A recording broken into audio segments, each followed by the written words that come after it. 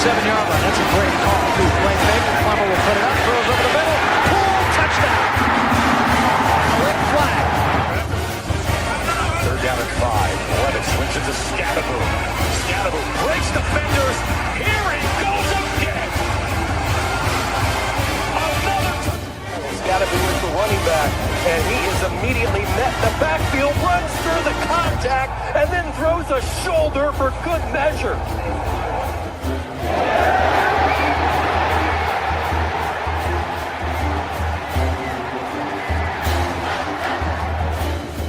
Of this defense here. That is true. High in the air. Right center field. Brandon Compton. Welcome to 2025. Today. This one the other way. Still going back. Now the drag. Walks up and down. Edwards pulls off and buries it. Richardson drives out for Robbie Ryan. Hurt 3 right on the money.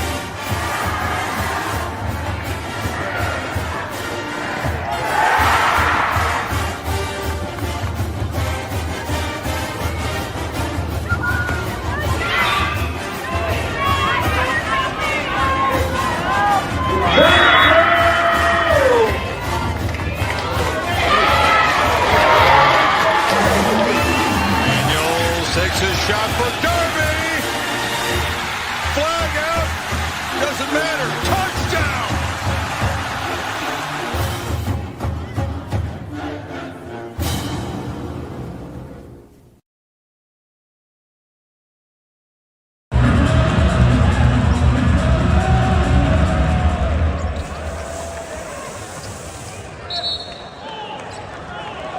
Sunday Ball.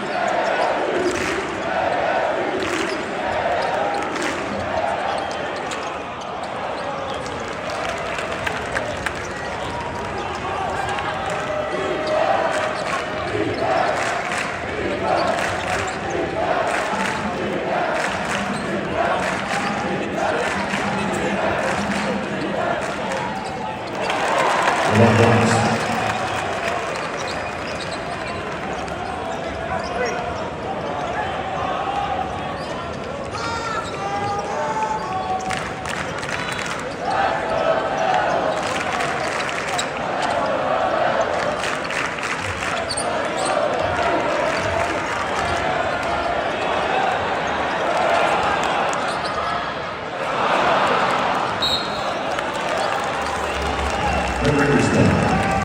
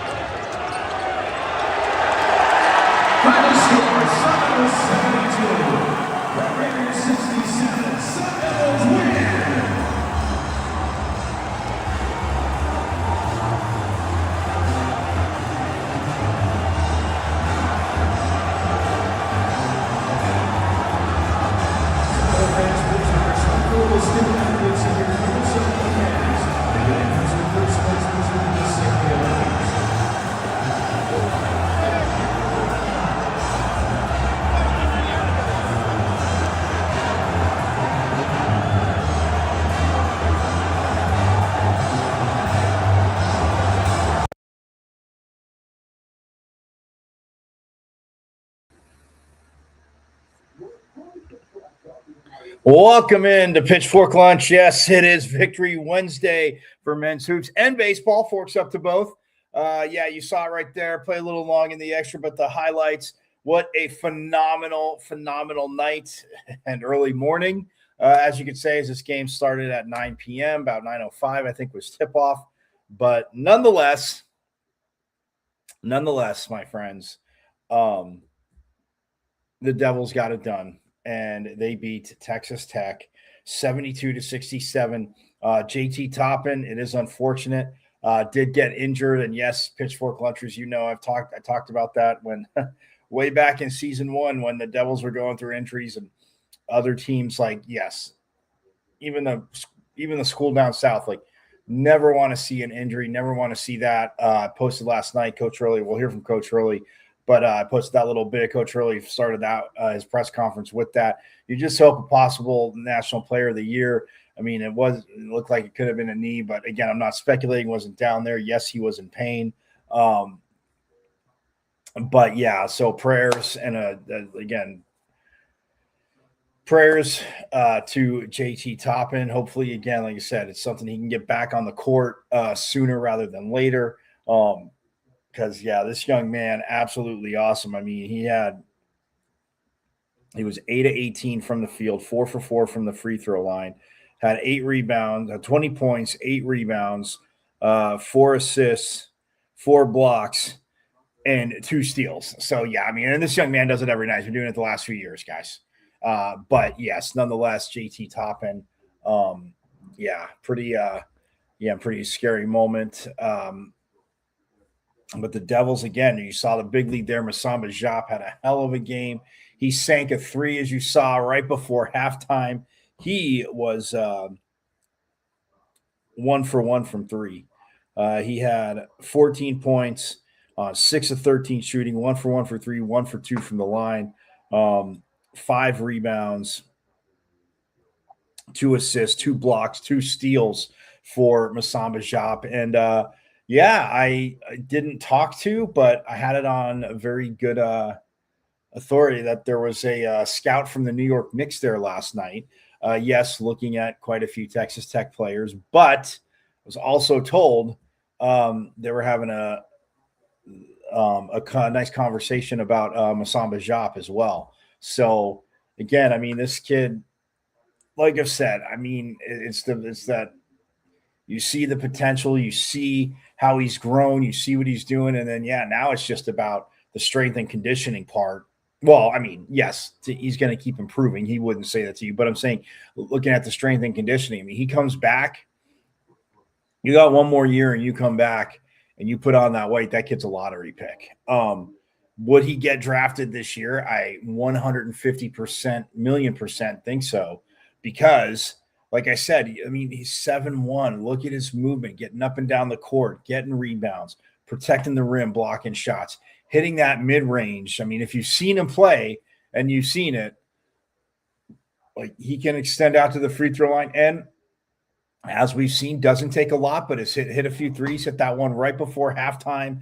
And the Devils take the 1-point lead into the locker room as they were up 37-36. They outscored Texas Tech by 4 in the second half. I mean, Texas Tech was down. You saw it. And they came punching back. And, yes, the Devils had only 9 turnovers last night. 9. And that is – and, again, of course, they'll tell you they don't want any. But you look at it, 9 compared to the 17 that they forced from Texas Tech, the Red Raiders. So, absolutely huge. Forks up to them. Baseball had an explosion of runs. Leadoff hitter Landon Harrison had one hell of a night last night. They end up winning with 17-6, 17-7. And yes, full disclosure, as I told you, there's that hoops game. I know I said go to that. I didn't get a chance to get over to the beginning of baseball to get back to hoops. So nonetheless, though, again, watching, keeping up with it, yeah, it was awesome for Willie Bloomquist. I mean, this offense, again, starting out hot. And usually beginning of the season, and I've asked coaches a million times, pitching seems to be ahead of the offense, ahead of hitting, at least in baseball. We'll get to that in a little bit. But I digress. Welcome in. Happy Mike. What day is it? Hump day. Woo! Yep, that's for Mama, as you guys know. Yes, but it is Wednesday. I am Michael Carrasino at Diablo00 on X, artist known as the Twitter. So glad you're here checking out Pitchfork Lunch. You can check it out live on X, artist formerly known as the Twitter, every day, Monday through Friday, 12 to 1. You can also go, I know I've never told you this one, Pitchfork Lunchers. You can go to the wonderful world of IG and go to michael.caratinudo.5 and check it out live there as well. And last but not least, the YouTube channel, guys. Go to YouTube and subscribe. It's not that difficult. All you have to do, you go to YouTube, you see my name, because, well, I'll save that for a second. You have missed a plethora of phenomenal converviews. Yes, coaches, players, voices, insiders, alum, wonderful, phenomenal athletic director. Like, it is all there. And yes, quite a few of them have become friends with the program. I've had on more than once. So you want to keep going. You want to watch live, but subscribe, because like I say, I am so stoked you're here. But like I do say, Pitchfork Lunchers, you regulars know, shame on you. Where have you been the last 2 seasons? But that's why you go to YouTube and you watch live, but you subscribe because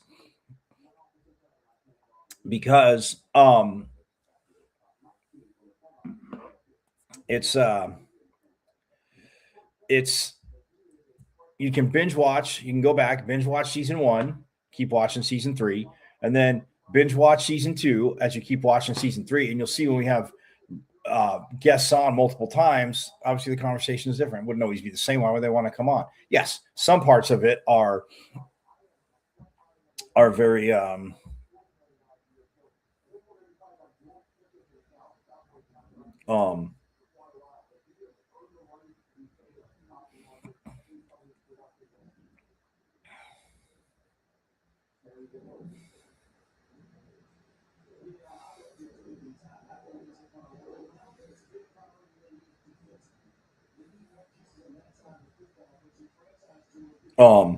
so yeah, you can go and you'll understand why you should subscribe.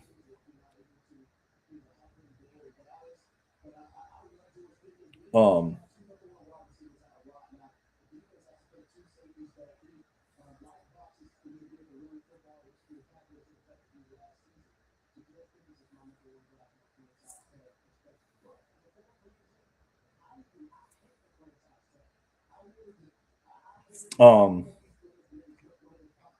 yes, so that's my point though. Go to YouTube and watch live, but yes, subscribe as I have to. You see my name, Michael Caratanito, but the page is at M as in Michael, V as in Victory, C as in Champ, 005 at MVC 005 on YouTube, and subscribe, because, like I said again, you have missed a plethora of phenomenal con reviews, sound, practice, after practice, games, press conferences, all that stuff, diving you into Sun Devil Nation pitchfork lunch style, my friends. So do that. But guys, yeah, hoops last night, absolutely phenomenal. We're gonna into it. We're gonna hear from Coach Hurley, and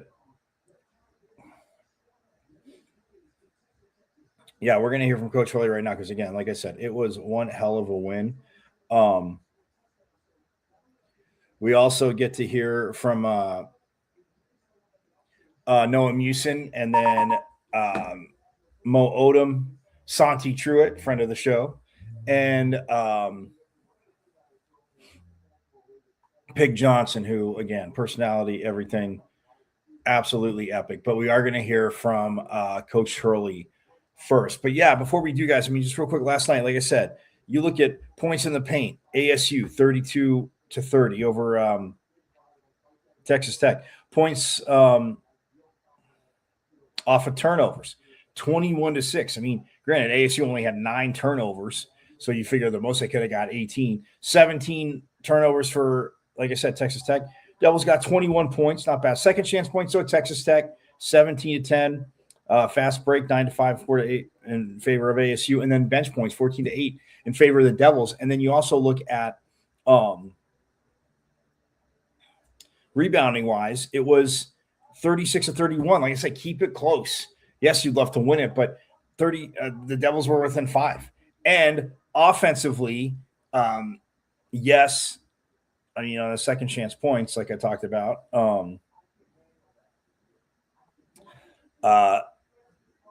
Texas Tech had 11 offensive rebounds, and the Devils had 10. So again, you're going toe to toe. Yeah, they're +1, but second chance points for ASU. Yes, it was just a 10, but I shouldn't say just a 10. Everything contributed to the 72-67 win. Like I said, up by 1 at half.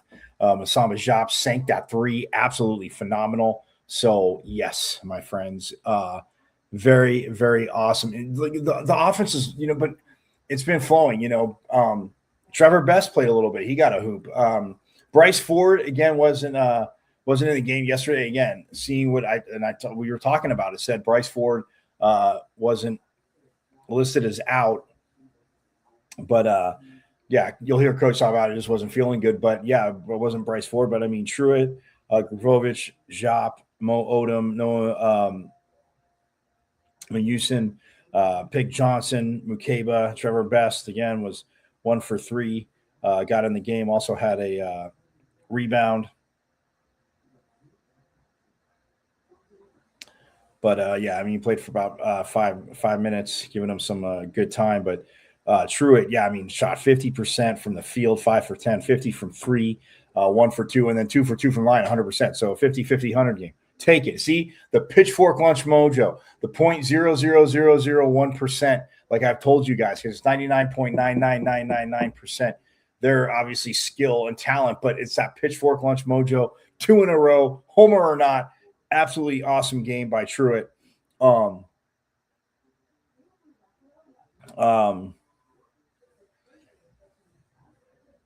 And then, Truitt also had 6 rebounds, 3 offensive, 3 defensive. Love it. There was one off of 3. Devils got the offensive rebound. I don't know if did he. Either way, it was off a miss, and he swooped in, got it, had a dunk. You saw that awesome pass from Jop to Truitt down low. Again, just the belief, and you'll hear the guys talk about it again. When Bobby says stuff, they're asked about. When Coach Hurley says stuff post game, it's about not taking it personally. I mean, taking it personally enough to go work on it and show them, but you'll hear Mo Odom talk about it. And then, but let's get right to it, my friends. Here is Sun Devil head coach Bobby Hurley post game after beating number 13 Texas Tech, after they had just taken out number 1 Arizona in overtime in Tucson. Nonetheless, it is, again, absolutely awesome. But, yes, we will hear from Sun Devil head coach Bobby Hurley.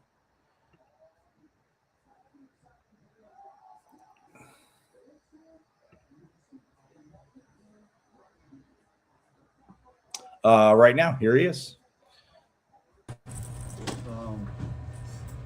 Fantastic, team win. I'll just start by saying I don't know what the status is for JT Toppin, but it just immediately that's the first thing I was thinking about is, hope he's okay, and hate to see a guy go out of a game like that. He's one of the best players in the country. I went through it last year, one of the best players in the country, one of the best freshmen in the country, and my heart goes out to him and hope that he's back soon for them. Outside of that, I'm just thrilled for our guys who really fought. And, it's probably as good a defense as we played all year. We'll be working on end-of-game situations next 2 or 3 days. But outside of that, it's hard to find a lot of faults in our effort tonight. So much has been made about your emotions on the sideline, but what are your emotions after a win like this? It's just great to celebrate and with your guys, and to see them have that moment. We had a week to get fresh and prepare for this game, and Texas Tech is an outstanding team, great program. Grant does a fantastic job. They got great players. Playing at Arizona Saturday and then having to come back here, we had a little more time to prepare, and I think that helped us. What went into that defensive scout? Did that seem like you guys did a really good job? Yeah, like their actions are very simple, but they just try and create miscommunication where Anderson's maybe lining up a 3, or you overhelp off of some of their shooters and they're open, or they get Toppin on short rolls and letting him get to us. We tried to really reprogram our guys, and Mickey Mitchell was actually important to that. Mickey's a lefty, and he was like forcefully trying to get to his left hand in our practices to kind of simulate, what Toppin is trying to do out there. And so I thought overall did a pretty good job guarding those guys. Did you want a foul of 3 late? Yes. We were planning on trying to take a foul at half court if the opportunity presented itself, but it appeared that Anderson kind of mishandled the ball, and there was no reason to foul at that point. Bobby, there were a couple moments where you were hyping up the crowd in the second half. What do you think a moment like that does for this fan base? It was a great atmosphere. It was electric atmosphere, and I think our guys fed off it, and it was very important at a number of different occasions in the second half where we needed to step up and make stops and make a big play. So certainly, especially for a 9 o'clock game, thought it was a really good atmosphere. You mentioned the end game situation. You only had 1 turnover for like a very long period in the second half. What was it like, just the contrast between that and then the last 2 minutes? Yeah, we built enough of a cushion that, you know, we would have had to do almost everything wrong possibly to lose or to see the game go to overtime. So, and we tried at times. We committed some bad fouls, and you know, we had timeouts, so we didn't take them, and we threw the ball away a couple times. So we got to do a better job of trying to clean that up in late game situations. What about Mo Odom and some big 3-pointers and free throws for him? Yeah, he's been doing that, you know, just about the entire season. He's got to be one of the more difficult players to guard in our league, just because of how shifty he is with the ball and his ability to shoot. He got fouled on threes twice today because people have to honor that part of his game. So yeah, he was awesome playing. Santiago's playing very well as of late. Who was that?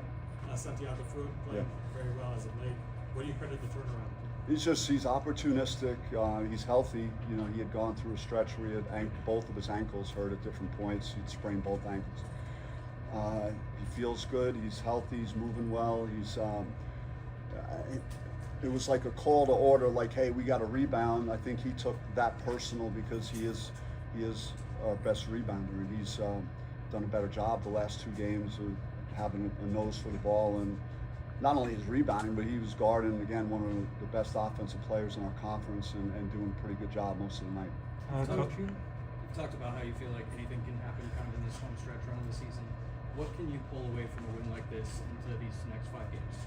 It's, you know, I mean, they just beat the #1 team in the country. You beat a team like that, you gotta feel like if you played the way you've been playing, that you could compete with any team. And we had done it again at Arizona, being in a 1-possession game inside a minute. But to be able to close the team out and get the win, that's a separator, and hopefully the guys are, you know, build off that as we hit the road. I believe one of the words that you've used for Noah is that he's very cerebral. Just how vital was that in his playmaking, his defense tonight? Yeah, he had some big shots too, like some timely threes. Made some good passes. Like, his defense is what it's hard for me to take him off the floor because, you know, he's so active on defense, and he knows he plays with a lot of fire at that end of the floor, and that's what we need the most from him. Coach, do you feel that offensively in the first half? Because playing well, but once Pig really started like just attacking the hoop, that sparked the offense even more. Definitely, and Pig is. I told him at halftime he's grown a lot because in a game, it's a big boy game. You know, he's not gonna maybe get a whistle because there's some contact driving in there. He did a great job of concentrating on just making the layup and not trying to get fouled and trying to get to the line. So he was very good. I'll say the other thing about Noah. You brought up Noah. You know, Mo Odom. And this is a good thing about teams. Like, Mo is a guy, I want to have the ball like almost all the time down the stretch. Mo said no, let Noah work in some ball screens. You know, that's real leadership to me by Mo, and it's also like it shows the trust amongst teammates that, hey, I'm gonna defer and let Noah have the ball and make a play. So that's to me what you hope to do when you're trying to build a team and bring people together. Where are you from a personnel standpoint? Do you anticipate Bryce being out a whole lot longer? Or? He was not feeling well. He hasn't practiced since. I think he's doing a little better. And we have a few days. I think we'll just really see. It'll be day to day and like how he feels. And but he wants to be out there. And, he's trying to get back, so we'll just see how he progresses over the rest of the week. We got Noah. One more, and then we got Noah back there. Coach, you mentioned that you were in your prime, and tonight you kind of proved it. What does it mean to you to just kind of silence the doubters? I don't know. I don't care about doubters, what people say, and all that stuff. I mean, I've coached against some of the best coaches in the country. I've been doing it now for 11 years here, and so I feel like I'm in my element that I could go toe to toe with anybody. So I'm very confident in my abilities, but for me to have that confidence, you know, you need to have guys like I have and the players that I played tonight. When you have guys that fight and battle like that, then there's going to be, you know, a level of confidence on my end too, in my abilities. Thank you. But what does this win do though for the team? Just knowing that maybe one more of these and you're right there again. That's the beauty of this league, and it's a gift and a curse.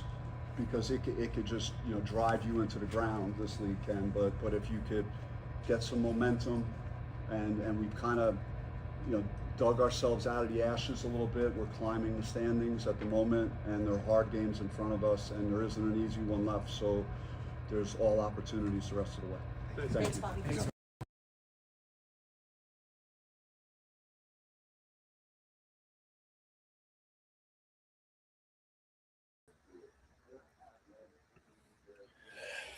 You heard it. I mean, I love that. It's the like you said, it's a blessing and a curse, because it is. We know how tough the Big 12 is. I mean, even before, you don't even call me a homer. And I mean, well, the school down south would say I said this too, but like the Big 12, I mean, just insane. And what I mean, they've done, you know, this year it's, you know, what Arizona's doing. I mean, yes, they have 2 losses now, but I mean, it took them till the 25th game of the season to get 2 losses. So it took to the 24th to get 1. I know back-to-back losses. They got BYU tonight on ESPN. That'll be very interesting. But yeah, just a lot of magic last night in DFA. And who was there last night? I mean, there was a who's who. I mean, Sean Marion and Jason Terry were there. I mean, Terry went to that school down south, but even he knows, you know, you got to come on, you got to check this out. Rather be here than there, you know, right, Jason Terry? No, I'm just kidding. Well, I'm kidding, because I know he would not say the same thing. But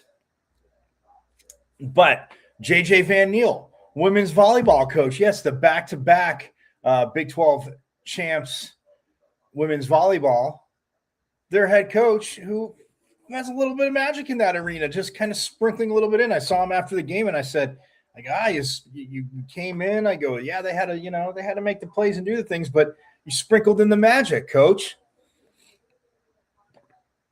And he did just that, my friends. Absolutely awesome to see. But next we are going to hear from Noah Musin, pardon me, because like I said, he did have a hell of a game, and he was he had 6 points. He was 2 for 5 from the field, 2 for 4 from 3. Didn't take any free throws. 6 assists, 4 rebounds, 1 block, 1 steal. So absolutely loved what Noah did last night. And then, and then we're going to hear from the trio of Mo Odom, Santi, Truitt, and Pig Johnson, because they, my friends, had those 3, they were 4 in double figures last night. Devils had 4 players in double figures. Odom with 23, Jop with 14, Truitt with 13, and Pig Johnson with 11. Alan Mukeba, by the way, had a hell of a game off the bench. I know, yes, he only had 1 point. He was 0 for 3 from the field, 1 for 2 from the line, 1 point. But he had 3 rebounds, 1 assist, no blocks, and a steal. But his defense, I mean, this team had to move. And yes, Texas Tech could hit some threes, as you know. But I mean, just between JT Toppin, again, before he went down, and Donovan Atwell, also Christian Anderson. I mean, Toppin still led the team with 20 points. Anderson had 18, and Atwell had 12. So they had 3 in double figures. The Devils had, like I said, the 4, 23, 14, 13, 11. And that was just, again, like I said, absolutely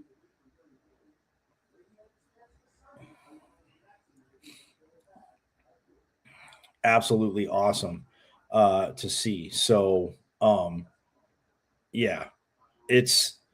but Mukeba's defense, his activeness out there, and again, you always hear coaches say, you know, stuff that doesn't show up in the stat sheet, right?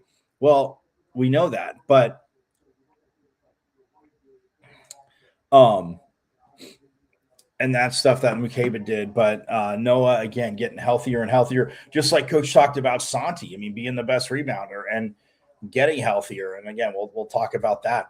But guys, the thing I said, and Coach said it first. I mean, they truly, genuinely, yes, a lot of transfers, but they got to know each other. I mean, Trevor Best back from, the team last season, but I mean, obviously Truitt, Grubovich, Shop, Odom,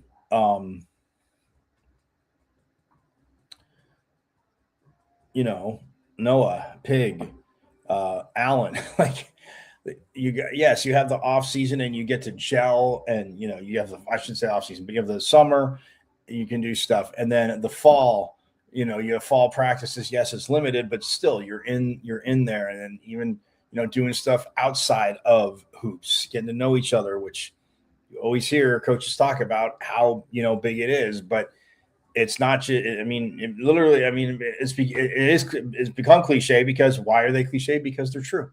It's factual. And you guys know, Pitchfork Lunchers, you are that smart. So forks up to you. I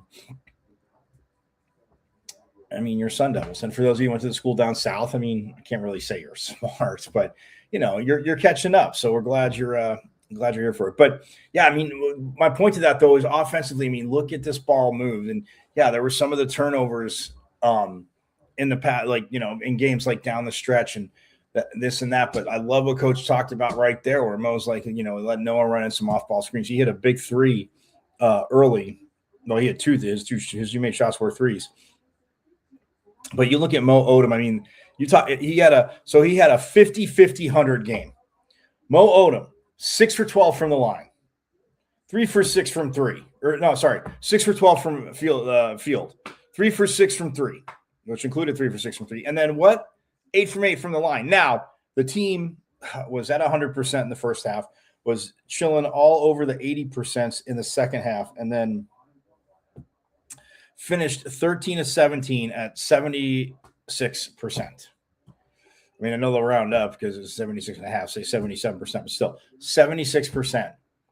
Like, which again, at home, what do I say? You better be at 75%. And not below it. And I do always say, yes, it should be 80, but you should be at 75%, and they were. But Mo Odom, I mean, 6 for 12, 3 for 6, 8 for 8. He had 3 assists, 2 boards, did have 3 turnovers, but I mean, look, to go under double-digit turnovers, 9, and to force double-digit turnovers, 17, absolutely awesome. I mean, you look at the shooting percentages for both teams. ASU, 44.1%. They're both 44%, right? I mean, the 0.1, but Texas Tech, 44.4. ASU, 38.9 from 3.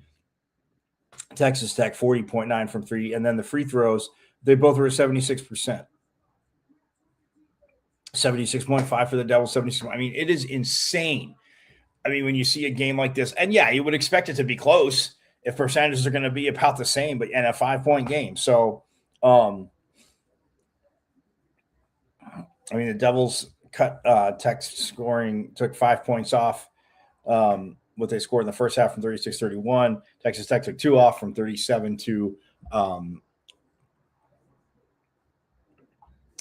32. So, from 37. Sorry, they took 2 points off, I should say, from 37 to 35. But that being said, here is Noah after the game. Again, a hell of a game. Like I said, 6 points, but 6 assists, 4 rebounds, 1 block, 1 steal.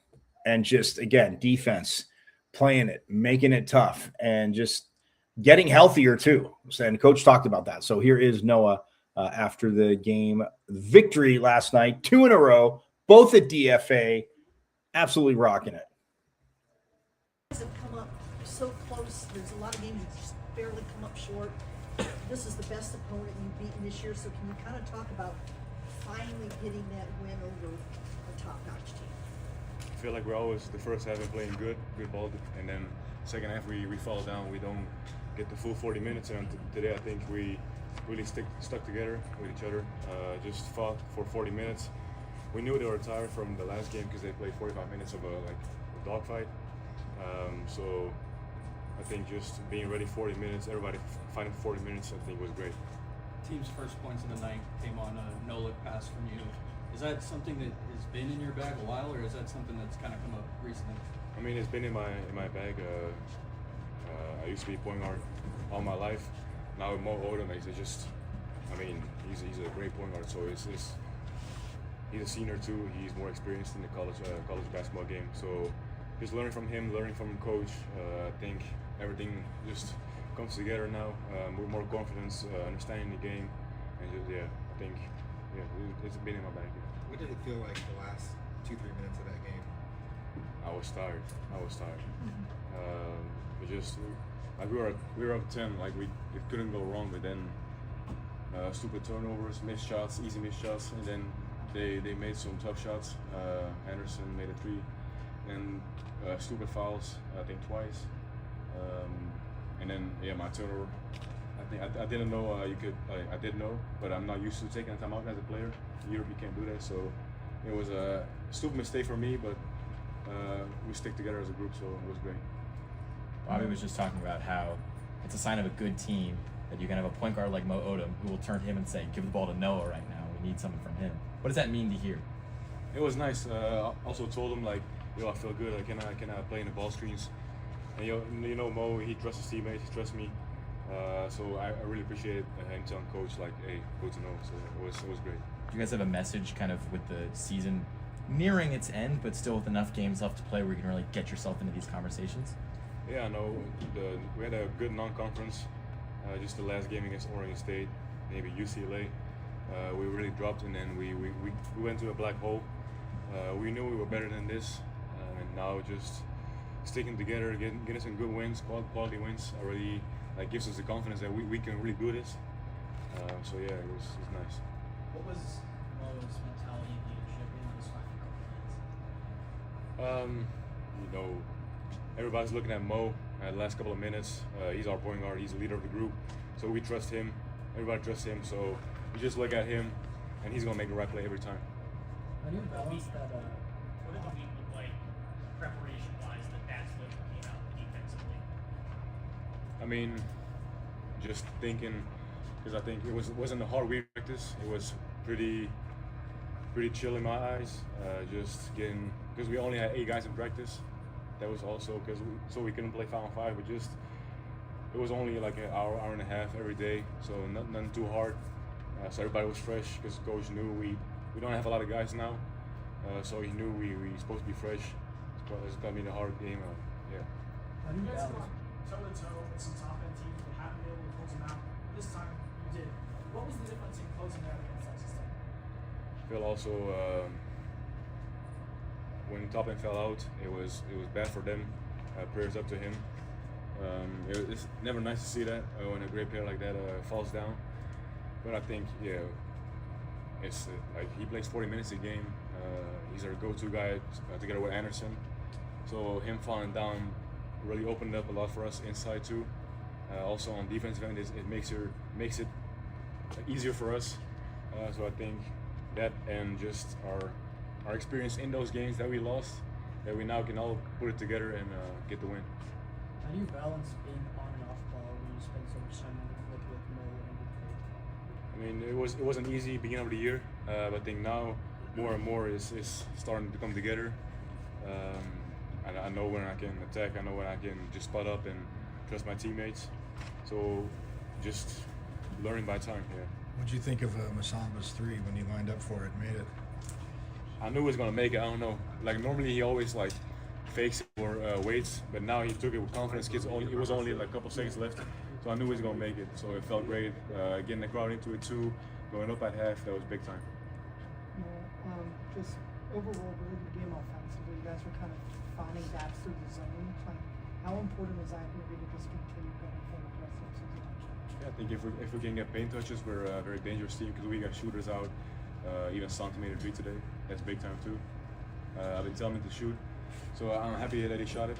Just getting the paint touches, wearing them down on defense, on offense, because I feel like we're in great shape as a team.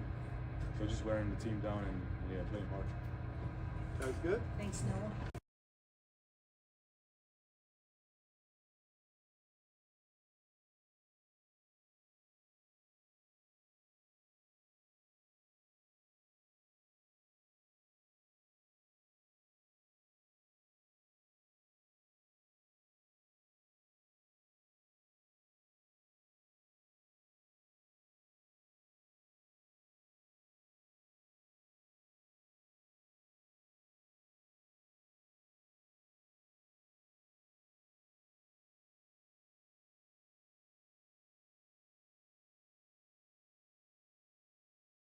Both of you kind of talk about, you've had so many games that you just came up short, couldn't close it out, but to do this against this team, can you kind of talk about getting over the hump and getting a huge win? Yeah. I mean, it happened.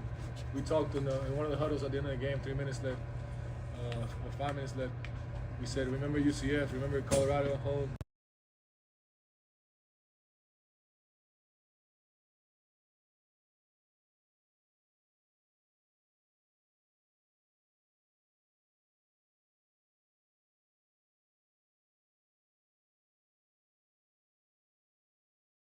So we just stayed, we trusted the coaches and what they told us to do, and we just stayed disciplined. Can you guys talk about what happened when Toppin went down there in a close game with 6 or so minutes left, and obviously he's their go-to guy, and they kind of looked deflated after that point.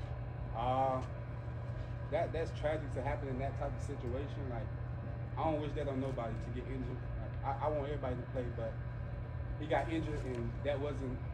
I ain't gonna say it wasn't supposed to happen, but we ain't know what to do like after he got injured. Like, that's not our teammate, so we can't feel in that type of way.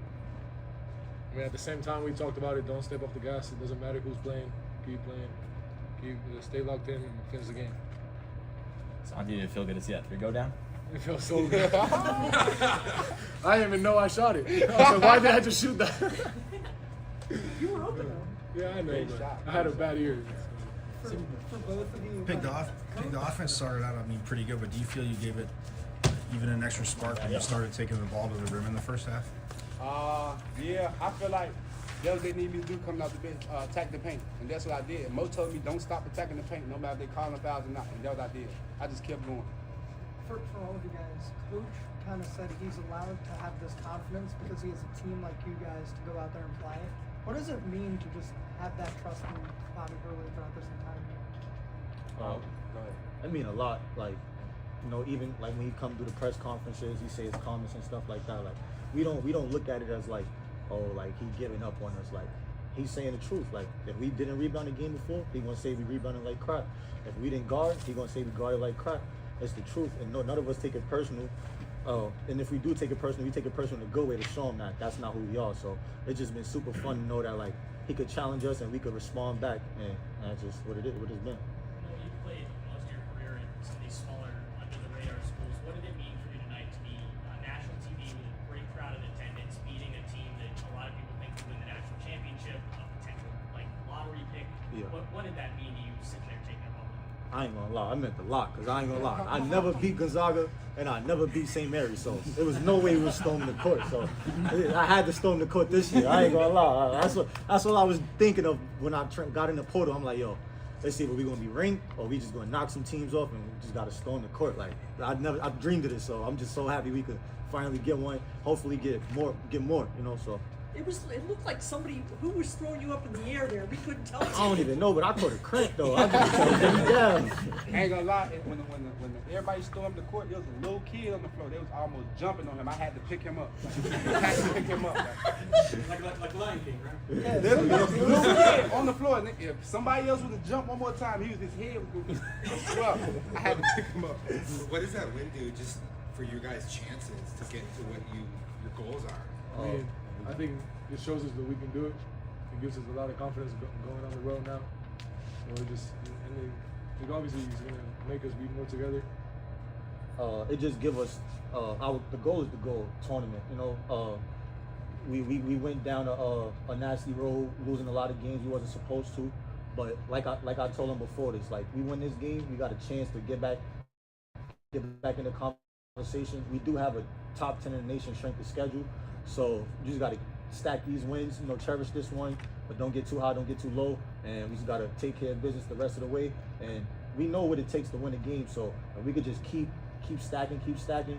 So come Selection Sunday, we gonna be there. But we just gotta keep working. Is that one of the good things about this conference? Coach just said too. It's tough, but at the same time, when you still got a Kansas on your schedule and you've still got Iowa State on your schedule, yeah, you win a couple of those. Back in the conversation. We're going to win them. We're trying to win them. Yep. We're going to win them. It's all about outworking the other team. It's that simple. If we miss shots, as long as we outwork the other team, we're going to win the game. That's what happened last game. We shot about 39-40%, but we out-rebounded them. That just goes the effort and the hard work. And the trust we put in teams. Covers everything else. You guys got a Texas road trip coming up against I can hear you say it again. I was saying you guys got a Texas road trip coming up against a couple of teams lower in the Big 12 standings. What needs to happen between now and this trip upcoming to make sure you guys can build off this win tonight? Tonight, this win behind me. Like, whenever the next practice, we ready for the next team. We trying to get there. I'm trying to dub everybody. I'm not looking at it as like we beat Texas Tech, so we could just take our foot off the gas. Yeah. Like I know they looking at us as they just beat Texas Tech. Let's smack their head off. So he's got to come in next two games and be level-headed and still play with that chip on our shoulder and still act like, you know what I'm saying, us against the world. We the underdog. You had a play in the second half where you went up for a lob and I swear you missed about 480. What was going through your mind on that play? It was a really dunk contest and you landed that. I would have given you a foul. He threw the ball up, go get it and dunk it. That was my whole objective. Go get it and dunk it. 480 though. He's asking about the 480. I went to get it. My back was to the goal, so I had to try to turn the dunk it. I had to catch it first and try to turn the dunk it. This dude's crazy. He could have laid the ball up. He talking about. So what I'm hearing is he's the next Mac McClung. Hey, this dude's crazy because he said I threw the ball behind him, but he could have easily laid the ball up. Nobody told him that. He's a crazy man right here. No, you say you've been on. You attack the rim just like there's not going to be another play. Like what, have you always been like that? Of course. Every time on the floor, I'm trying to go 110. Yeah. And you said that, I mean, obviously, telling Masamba to be aggressive and stuff like that, but right before the half ends, he has to take that three. When he was lining up for it, you know it was good? I knew it was good. Wide open. He worked on that shot after practice every day, so I knew it was good. Like, I always tell him, like, I don't care about offense. As long as you defend and rebound, I ain't going to say nothing to you. And that's what he did. He defended, he rebounded, and he ended up making the tough shots that he was supposed to make down the stretch, made his free throws, and that's all we could ask for him. Santi, you seem to be getting better week after week, game after game. Like, what is, kind of the mindset shift from, practice to get you right? Just focus on the little things. They always tell me to rebound, so just focus on rebounding. I started off the game, my touch wasn't going in, and I got the three, got me going a little bit, but just as long as I'm rebounding, I'm going to be good. So that's what I figured it out. So now just my mindset is going to be just go get the ball. It's midnight. You guys good? Yeah.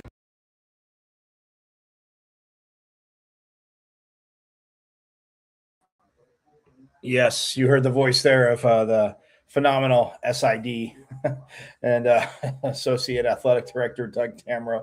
That's what happens at a 9 o'clock game. Yes, midnight, finished doing stuff, got it out. But yeah, I mean, you heard, and that's why I asked Coach Hurley that too about Pig Johnson. The offense, not that they started the game bad. I mean, again, it was 7-4 and 10 or 12-7. But yeah, I mean, Pig came in and it was just rim. And Chris Cartman, you heard him about asking always attacking the rim. He put, I retweeted it, but it said Pig Johnson going to the rim. It was basically like, his mentality going to the rim. And you just see this, like, all of a sudden you're looking at this house and this car just flies into the house. So I like, it made me think of like Sesame Street. I know, Google it, kids. Some of you kids will have to Google it, but Super Grover was a little bit of a madman, but Pig Johnson, I digress. Pig Johnson going to the rim, and Coach really talked about that because a lot of times players, you feel the contact, so you got fouled. You don't really concentrate. You're not really so much you put the shot up. You want it to go in, but again, I'm not saying they're not concentrating, but it might be a little bit down. Coach really mentioned that Pig Johnson going to the hoop. and just like I said, just that spark is in the first half, and then they're going. I mean, you look at the first half. The Devils shot 45%, 45.5%. Now Texas Tech was at 53.8%. They were both. The Devils were 4 for 10 from three, thanks to Jop hitting that last that buzzer beater. They were at 40%, and Texas Tech was at 36%. First half free throws, 80% for Texas Tech, but 100%, like I said, for the Devils. So, yes, making those free throws. I mean, you heard Coach Miller talk about it the other day. But, yeah, I mean, like you heard Mo Odom say, like, Coach comes in here and he goes, we go work on it. We don't take it personally in a negative way. We take it personally to the point that we're going to show them. We got to work on it. We got to do it. Like, it's not a malicious intent. It's just to make sure that the message he probably just said in the locker room, but just to make sure it echoes. And as a coach, again, doing things like you said, 11 years. I know there hasn't been talks yet, and we'll see how this closes out, because you look at the games, and yeah, I mean the 2 losses to Colorado, that's tough because look, Colorado is 4-9 in conference. 2 of those wins against the Devils, who are now 5-8. Now that loss to Cincinnati, which was tough because Cincinnati is 6-7 in the Big 12. They're 14-12 overall, as are the Devils. I mean the Devils are 5-8, 14-12 overall. So you can chase some teams down. I mean, UCF, that's still a tough one. You're up 25, and they come back and they win that game. What was the score to that? 79-76. The Devils lose by 3, and they were in control of that game on the road. Again, that is a tough one. But now look, you're at Baylor next this Saturday. And again, so they played last Tuesday, a little off. They played yesterday. Granted, it was late, but still, then they don't have to play again until Saturday in Waco. And Baylor right now, they're 3-10 in conference play, and they're at 500. They're 13-13. So yes, there's nothing else they'd love to do, especially after the Devils beat Texas Tech, who is now 9-4 in conference, but 19-7 overall.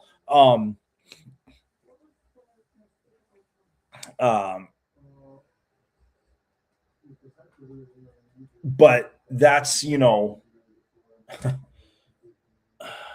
did Houston lose 2 conference games to? I know I told you guys they lost to Texas Tech by 4 and Iowa State. So the Devils, even though they did get pummeled by Houston, we did see that. It was, they charged back, but Houston's dominant. The Devils did just beat a team that beat Houston. So inevitably, yes, you did lose to them head to head, but kind of gain a little bit right there. Is they're 11th right now in the Big 12 out of the 16 teams. But yeah, you win, you beat Baylor, you go to 6-8, 15-12. Cincinnati or TCU loses. Well, you definitely want Cincinnati to lose. And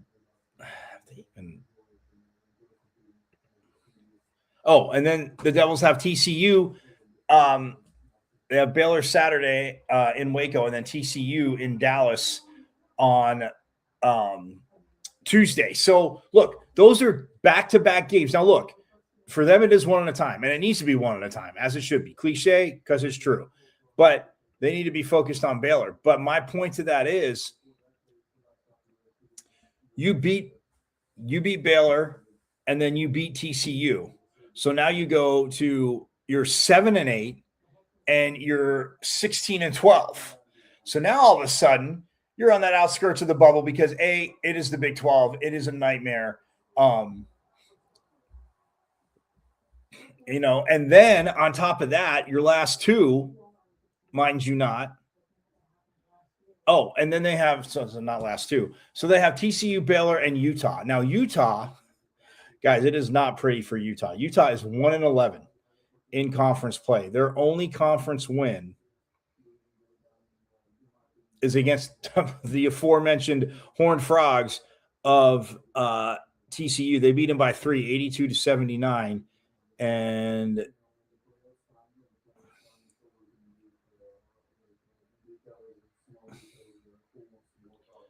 Yeah, and they only played them once. So yes, 81-79, they beat them.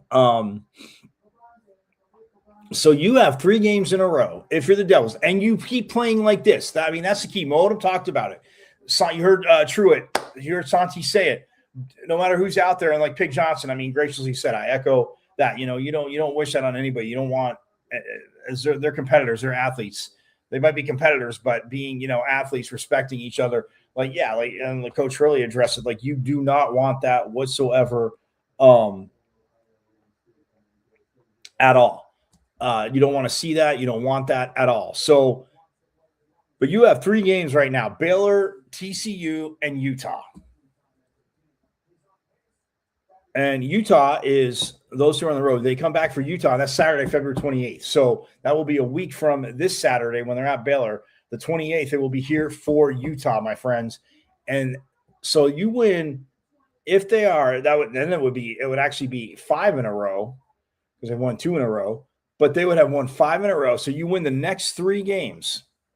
You are now 500 in conference and beating teams that inevitably teams will see, okay, well, TCU right now is 6-7, a game better than them in conference. So, but still, Baylor at 3-10, 13-13 overall. But you win those 3: Baylor, TCU, Utah. You're the Devils. Very winnable. And especially if Bryce Ford comes back and you can get a little bit more, breather for a Pig John or a Mo Odom, a Pig Johnson, a Noah Musin. Like you mix it up, fresh legs. You need this time of year. Again, I know, like, good luck, right? All coaches will tell you that. But you win those 3 games. You are now 8-8 in conference play. You would be 17-12 overall. And like I said, that Cincinnati game and UCF game, those 2 absolute killers, because you think at 17-12, you could be 19-10, and there's no way you're not in at that point. Like, I mean, yes, you'd have to take care of things. So those are 3 games that they can win, and then it is a tough closeout. They're home for Utah. They're home for KU, who, again, Bill Self has not done well here, so maybe he'll press too much, and we'll see. But it's a talented KU team. And then that's Tuesday, March 3rd. And then Saturday, March 7th, they go to Ames to take on Iowa State, who they owe, a little bit to. But right now, I mean, Iowa State, yeah, they're number 6 in the country. We have 2, 4, 6, 8. Who do we appreciate, right? I know, I couldn't resist. Cheesy, but Houston's 2, Arizona's 4, Iowa State's 6, Kansas is 8, Tech, as you know, is 13, BYU is 23. So 6 teams in the top 25. And I mean, of number 4, number 23 tonight.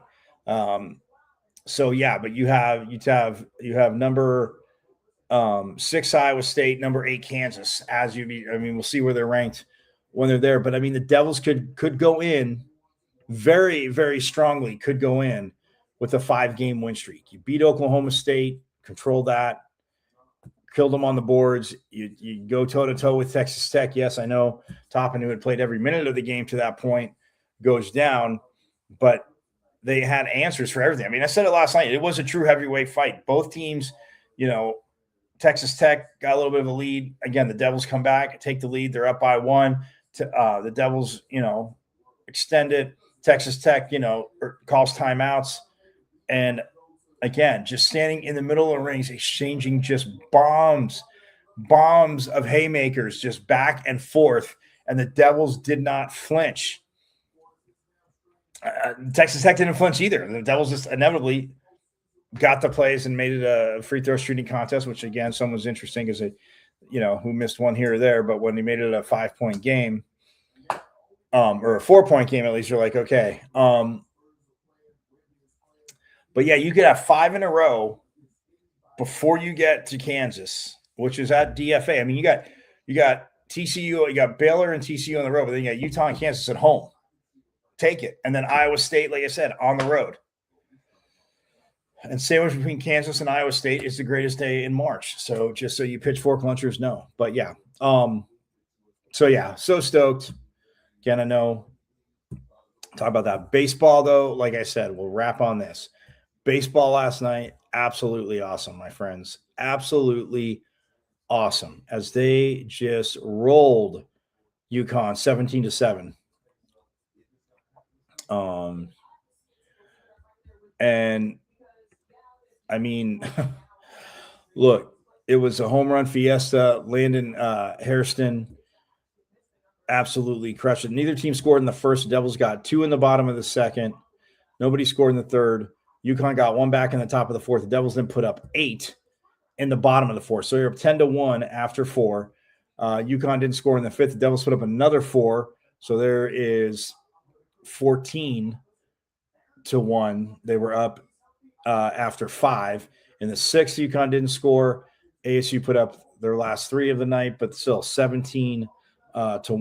And then UConn scored 2 in the 7th, 2 in the 8th, 2 in the 9th. So again, to make it 17-7, but the Devils, I mean, whew.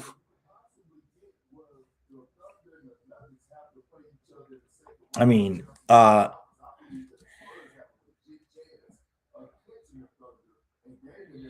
PJ Mount Zairitis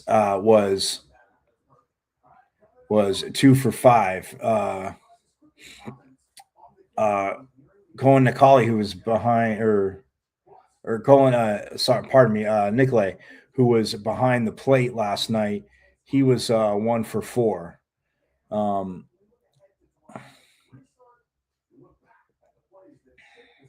Kai McGarry, who was a pinch runner, put in right field, a speedster again out of O'Connor High School. He was 0 for 1. Finn Leach was 0 for 1. Becca Zavorik was 0 for 1. Dominic Longo, he was 3 for 4 last night with 2 RBIs and 3 runs scored as well. He had a hell of a night.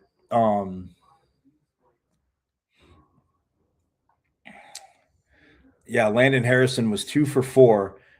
He drove in 7 and scored 2. And yes, he had a monster home run.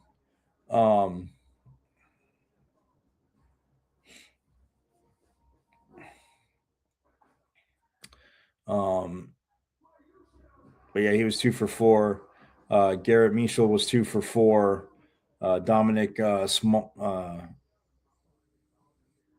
Smaldino was 1 for 4. Austin Rolig was 3 for 3. He had 2 RBIs, 3 runs scored. He also walked.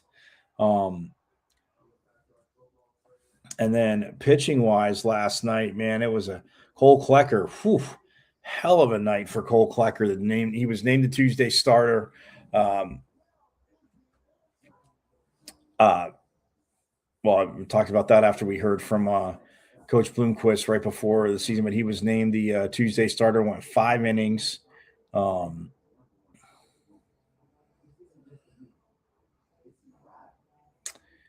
He went 5 innings, gave up 2 hits, the 1 run. It was earned.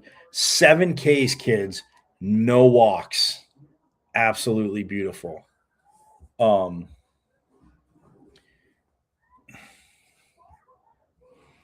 And he only threw 65 pitches.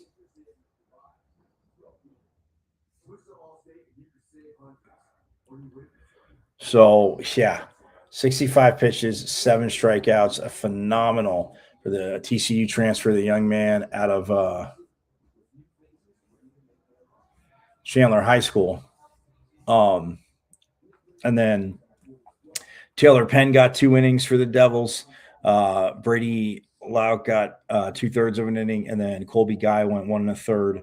But altogether, strikeout wise, I mean, like I said, Klecker had 7, Taylor Penn had 3, Brady Lauk had 2, as did Colby Guy. So again, 14 strikeouts thrown by the pitching staff last night. They got the run support, and Klecker just absolutely delivered. So that was money to see. 4-0 for the Devils, who now have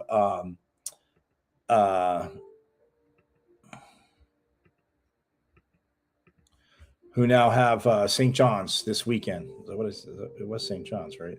Yeah, the Omaha beat UConn. Yeah, St. John's will be here Friday 6:35, and then Saturday and Sunday both at 1:05 p.m. Everybody can check out the Devils again. Phoenix Uni. I suggest getting out there. Weather's beautiful, although it is drizzling over here, but part of the valley today. So, forks up, Coach Bloomquist. Forks up, Coach Hurley. Again, baseball 4-0. Again, tonight, 5:30 p.m. I know I said last night I screwed that up. My apologies. But tonight at 5:30, my friends,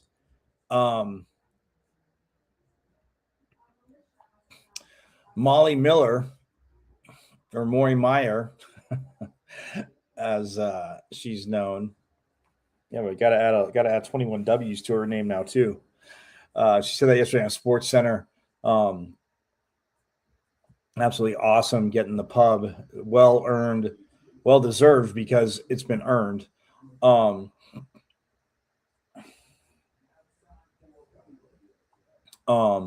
yeah, they're at Iowa State. That is tonight, 5:30 p.m. local time, kids, on ESPN Plus. So you have the Plus, 5:30 p.m. You can watch it.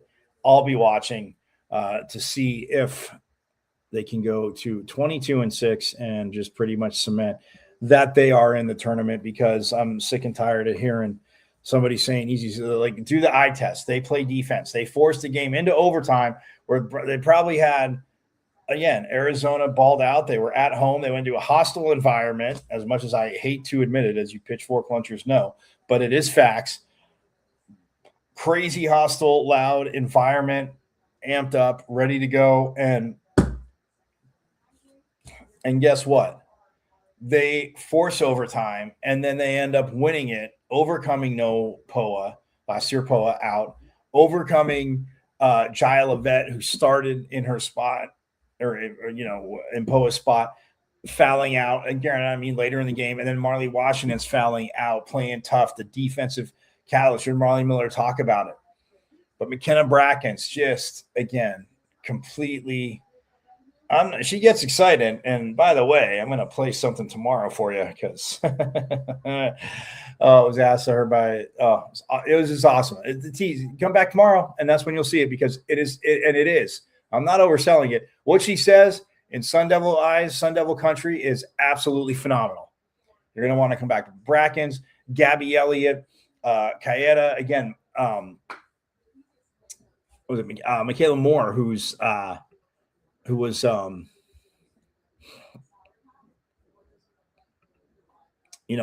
Maya Moore? Did I say that right? Wrong, indifferent. Michaela Moore, who again just back, had to play 9 minutes, but man, absolutely awesome. Gabby Elliott played 36 minutes. Levet played 29 and would have been playing more, but again did foul out. Marley Washington has played 39 minutes and fouled out in the last minute of regulation and didn't play the rest of that in overtime. But yeah, Moore played 9 minutes. Like I said, Kaeta played 34 minutes. McKenna Brackens played 41 of 45 minutes. 8 for 15 from the field for that kid. 7 for 10 from the line. 1 for 1 for 3. She had 7 boards, 4 assists, and 3 steals. Did Brackens. So, yeah, I mean, just a phenomenal game. Forks up to them. They have Iowa State tonight, but my point is, because Iowa State, guys, as you know, it's a tough team.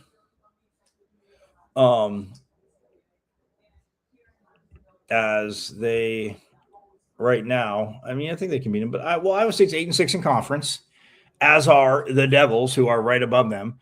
Devils 21-6, Iowa State 20-6.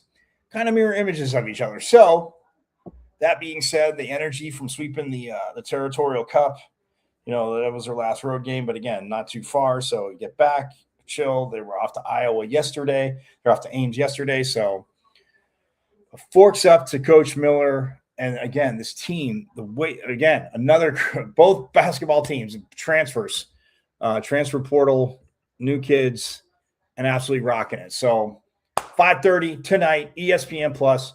Watch it. Hit me up in the comments. Let me know what you're going to do. Any questions, thoughts. But that's going to do it for today on Mike with Days It. Hump Day. Woo, woo. Yep, that's for Mama. Like I told you, that is her favorite commercial with the name that her and my father gave me in it. So that being said, have a phenomenal rest of your Wednesday. I will see you tomorrow. Same bad time, same bad channel. And yes, thanks to reigning back-to-back Big 12 champs women's volleyball, it is #OurState, team down south. You found that out again this past Saturday. It is #OurState. Just remember that. And also, go Devils. Forks up to men's hoops. That's 2 in a row at home.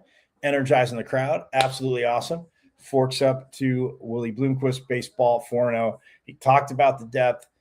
Again, I was saying, the potential of what they had and seeing how these guys are working. Absolute money. So that being said, forks up to them. Forks up to Coach Bloomquist in baseball as well, 4-0. And just absolutely awesome.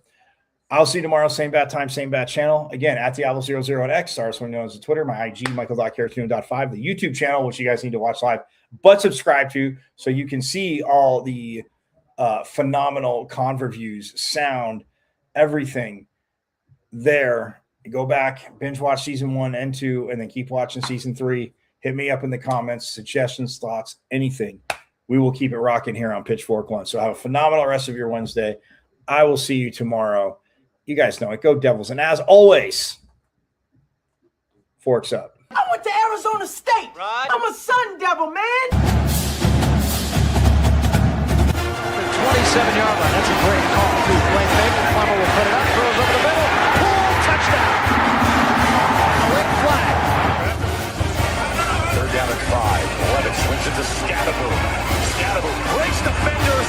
Here he goes again. Scatterboom is the running back, and he is immediately met in the backfield, runs through the contact, and then throws a shoulder for good measure.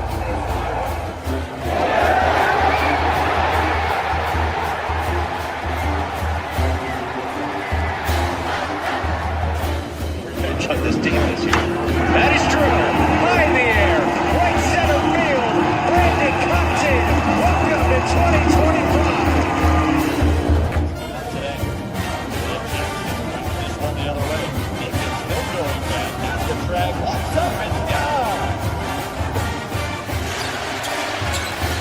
Edwards pulls off and buries it.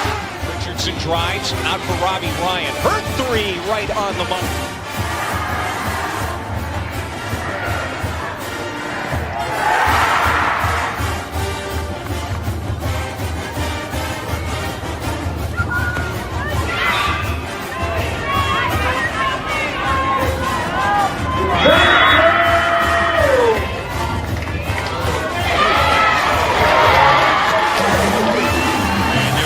Takes his shot for